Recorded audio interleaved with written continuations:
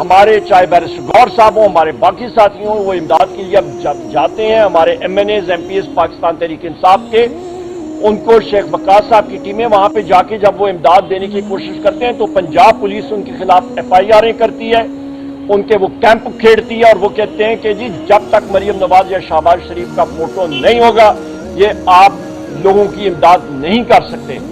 तो इसको कहते हैं माफिया।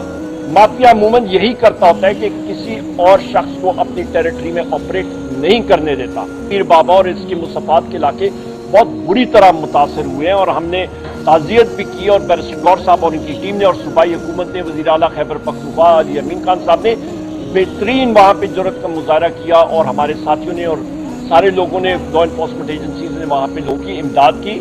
और इस वक्त हम लोग रिहेबिलिटेशन की तरफ जा रहे हैं और चेक्स जो है वो धड़ाधड़ लोगों को दिए जा रहे हैं। पंजाब में एक दूसरी नौयत का था सैलाब, वहां पे सारे लोगों को मालूम था कि सैलाब ने आना है, सैलाब चढ़ेगा, पानी मानसून में चढ़ता होता है और उसकी कोई तैयारी नहीं की गई।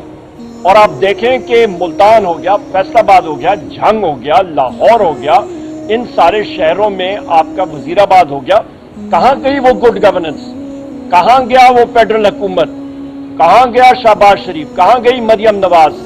ये तो कोई बात नहीं हुई कि आप तैयारी ना करें। और वहां पे बदकिस्मती के साथ जब तक आपके जो साथी हमारे चाहे बैरिस्टर गौर साहब हो, हमारे बाकी साथियों, वो इमदाद के लिए अब जाते हैं। हमारे MNAs MPs पाकिस्तान तहरीक इंसाफ के, उनको शेख वकास साहब की टीमें वहां पे जाके जब वो इमदाद देने की कोशिश करते हैं तो पंजाब पुलिस उनके खिलाफ FIR करती है, उनके वो कैंप खेड़ती है और वो कहते हैं कि जी जब तक मरियम नवाज या शहबाज शरीफ का फोटो नहीं होगा ये आप लोगों की इमदाद नहीं कर सकते।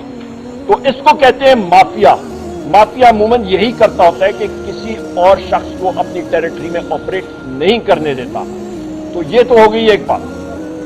आगे जाते हुए आखिरी दो बातें करके मैं बैरिस्टर गौर साहब को गुजारिश करूंगा कि वो आपको आज के केस के हवाले से डिटेल में बता दें। सबसे अहम बात यह है कि इस वक्त मुल्क में बेरोजगारी अपनी इंतहा पे है।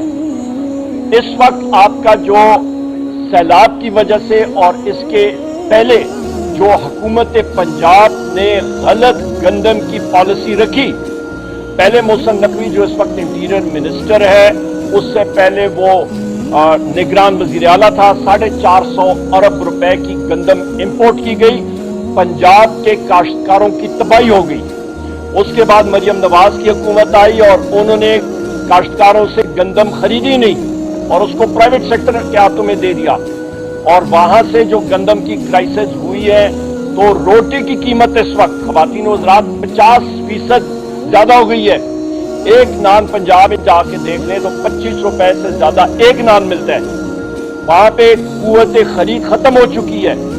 मुल्क में जो नुकसान होगा, जो आपका पैदावार होगी आपके मुल्क में, जिसको अंग्रेजी इकोनॉमिक्स में ग्रॉस डोमेस्टिक प्रोडक्ट GDP कहते हैं, शहबाज शरीफ की इस हुकूमत ने, ये 4 साल शहबाज शरीफ की हुकूमत चल रही है, PDM 1 PDM 2 अजान हो रही है, मैं मुख्तसर यहाँ पे बात करता हूँ। इससे वहां पे उनकी टोटल नेगेटिव ग्रोथ आएगी। पाकिस्तान तहरीक इंसाफ की 6% थी। उसके बाद बैरिस्टर गौर साहब अजान के बाद आपको ब्रीफ करेंगे। शुक्रिया। बिस्मिल्लाहिर्रहमानिर्रहीम।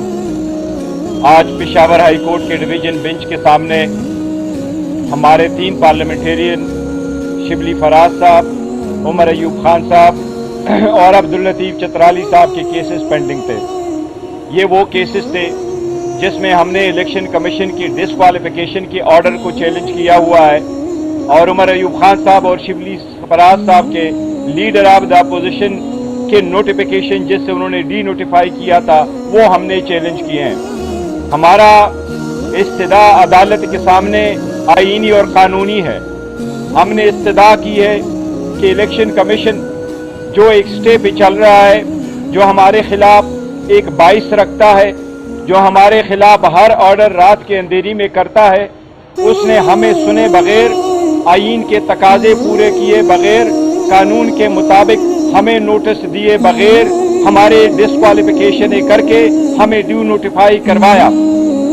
जिन कन्विक्शनों से और जिस डिस्क्वालिफिकेशनों से ईमान को मजबूत किया जा रहा है, दुनिया में कहीं मिसाल नहीं मिलती कि वहाँ पार्लियामेंटेरियन की क्वालिफिकेशन उनको आप डिस्क्वालीफाई कर दे और आप उनको गैर आईनी गैर कानूनी तरीके से कन्विक्ट कर दे। वहाँ अभी तक हमारे साथियों के कन्विक्शन का सीजन खत्म नहीं हुआ।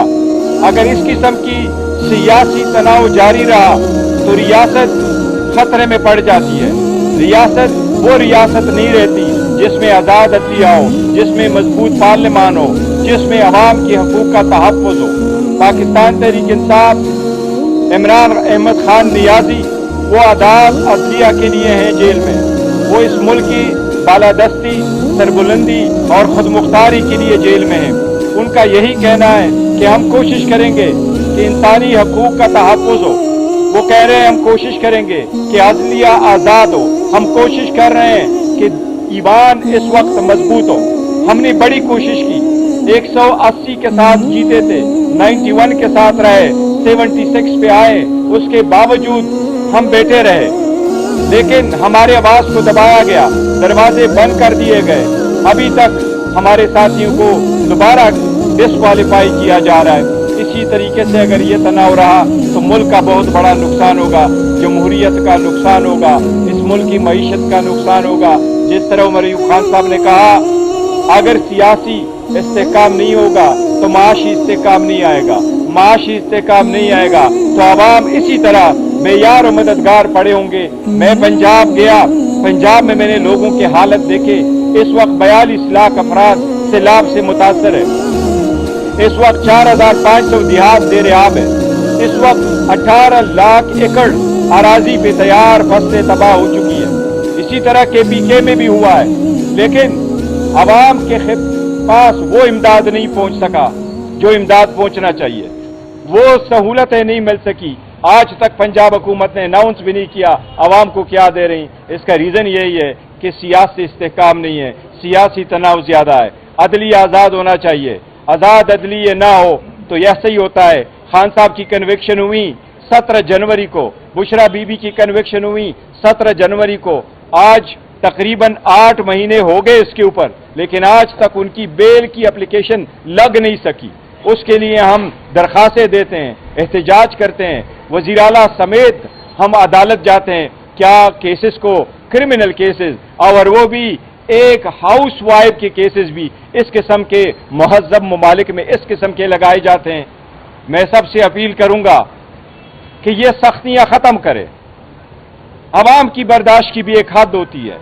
सख्तियां बढ़ेगी, दूरियां पैदा होगी तो रियासत खतरे में पड़ती है, रियासत का हुस्न खत्म हो जाता है।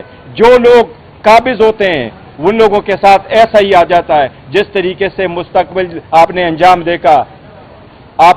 देखा, चाहे वो बांग्लादेश है, चाहे वो नेपाल है। अवाम के साथ सख्तियों करने से ऐसे अंजाम को लोग पहुंचते हैं। अल्लाह न करे हमारे मुल्क में ऐसा हो।